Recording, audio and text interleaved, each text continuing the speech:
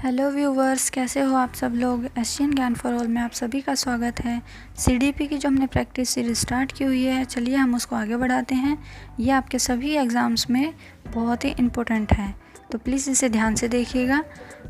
उससे पहले आप मेरे चैनल को सब्सक्राइब कीजिए, बेल आइकन को प्रेस कीजिए ताकि आपको हर नोटिफिकेशन टाइम से मिल सके। चलिए स्टार्ट करते हैं अब अपना पार्ट 40। देखते हैं अपना फर्स्ट क्वेश्चन। और हमारा फर्स्ट क्वेश्चन है इसमें, निम्न में से किसका संबंध मूल दुश्चिंता एवं मूल शत्रुता के संप्रत्यों से है। ऑप्शन है हमारे कॉनरेड लॉरेंज, क्लॉर्क हल, केरेन हॉर्नी, C.G. यूंग। तो इसमें बताइए कि आंसर क्या होगा। इसमें हमारा सही आंसर होगा ऑप्शन नंबर 3, केनरी हॉर्नी जो हैं उन्होंने ही ये बताया था कि जो मूल दुश्चिंता और मूल शत्रुता के संप्रत्यय हैं वो इनके द्वारा ही दिए गए हैं।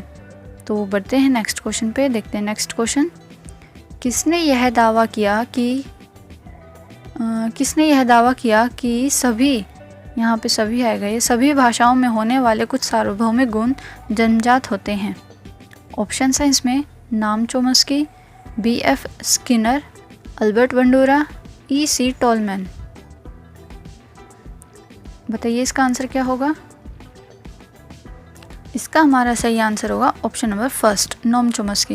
नोम चोम्स्की ने ही हमें यह बताया था कि सभी भाषाओं में कुछ ऐसे सार्वभौमिक गुण होते हैं जो कि जन्मजात होते हैं। अब बढ़ते हैं नेक्स्ट क्वेश्चन पे। नेक्स्ट क्वेश्चन देखते हैं क्या कहता है। एक पूर्व विद्यालय बालक कहता है, आज सूर्य उदास है।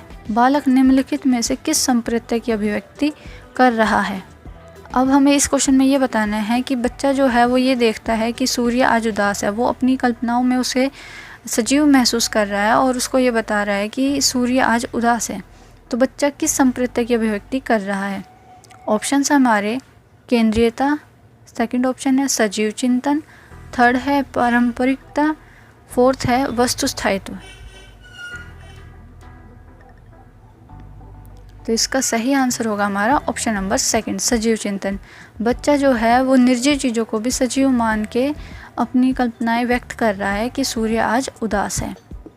तो बढ़ते हैं नेक्स्ट क्वेश्चन पे। नेक्स्ट क्वेश्चन क्या कहता है देखते हैं। बच्चे का किस प्रकार का विकास विद्यालय और शिक्षक द्वारा प्रभावित होता है। ऑप्शन हमारे मानसिक, सामाजिक, संवेगात्मक, ये सभी।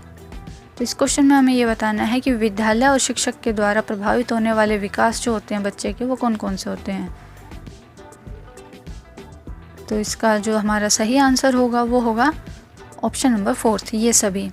एक बच्चे का जब विकास शुरू होता है तो वो परिवार से शुरू होता है, बाद में वो शिक्षक और विद्यालय में जाके उसमें सम्मिलित हो जाता है और वहाँ जाके उसके मानसिक विकास, सामाजिक विकास और संवेगात्मक विकास तीनों पर ही प्रभाव देखने को मिलता है। अब बढ़ते हैं नेक्स्ट क्वेश्चन की तरफ। देखते हैं नेक्स्ट क्वेश्चन। फ्रायड के अनुसार निम्न में से कौन सी विकास अवस्था में बच्चे का ध्यान जनअंगों की तरफ होता है। मुख्य, गुद्य, लैंगिक, प्रसूति। तो इसका हमारा सही आंसर होगा ऑप्शन नंबर 3, लैंगिक।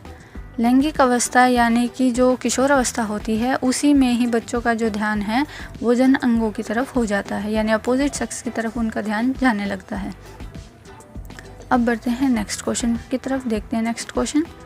फ्रायड के अनुसार किस अवस्था में काम इच्छाएं सापेक्ष रूप से निष्क्रिय रहती हैं। अब इस क्वेश्चन में हमें ये बताना है कि फ्रायड के अनुसार ऐसी कौन सी अवस्था होती है जो कि काम इच्छाएं यानी काम करने की इच्छाएं जो होती हैं वो सापेक्ष रूप से निष्क्रिय होती हैं।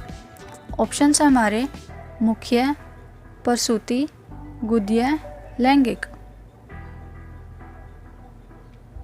तो इसका हमारा सही आंसर होगा ऑप्शन नंबर 2, प्रसूति। प्रसूति जो प्रसूपित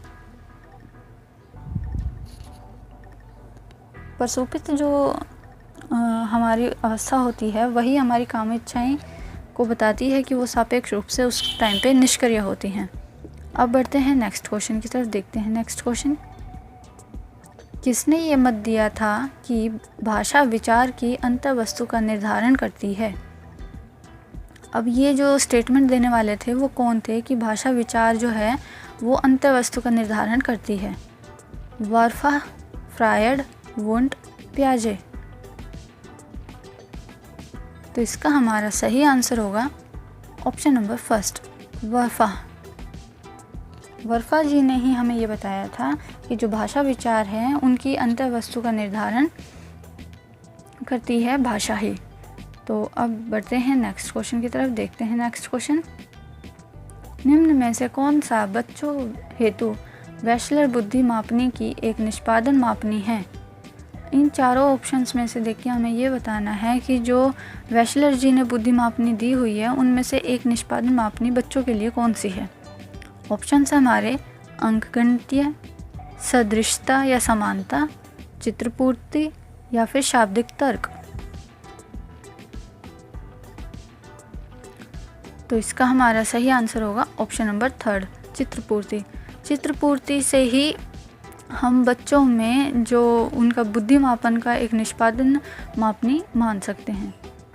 अब बढ़ते हैं नेक्स्ट क्वेश्चन की तरफ, देखते हैं नेक्स्ट क्वेश्चन। बाल मनोविज्ञान का डैश सिद्धांत प्रारंभ के 4 से 5 वर्ष के अनुभवों पर आधारित होता है। अब 4 से 5 वर्ष के जो बच्चे होते हैं उनके जो अनुभव होते हैं उन पर आधारित उनका जो विकास होता है वो कौन से सिद्धांत पे होता है? व्यवहारात्मक, क्रांतिकीय अवस्था समूह, संज्ञानात्मक, मनोविश्लेषणात्मक।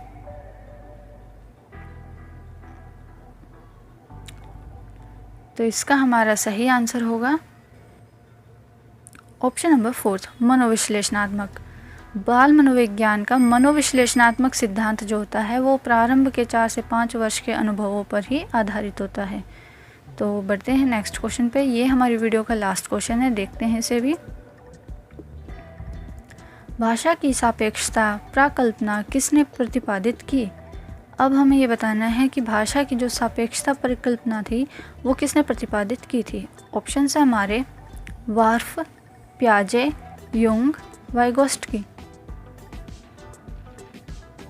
तो भाषा की सापेक्षता की परिकल्पना जो है वो देने वाले थे हमारे ऑप्शन नंबर फर्स्ट, वार्फा जी। उन्होंने ही हमें भाषा की सापेक्ष परिकल्पना का प्रतिपादन किया था। तो ये थे मेरे सीडीपी के कुछ क्वेश्चंस। आपको ये क्वेश्चंस कैसे लगे प्लीज़ मुझे कमेंट बॉक्स में कमेंट करके ज़रूर बताइए।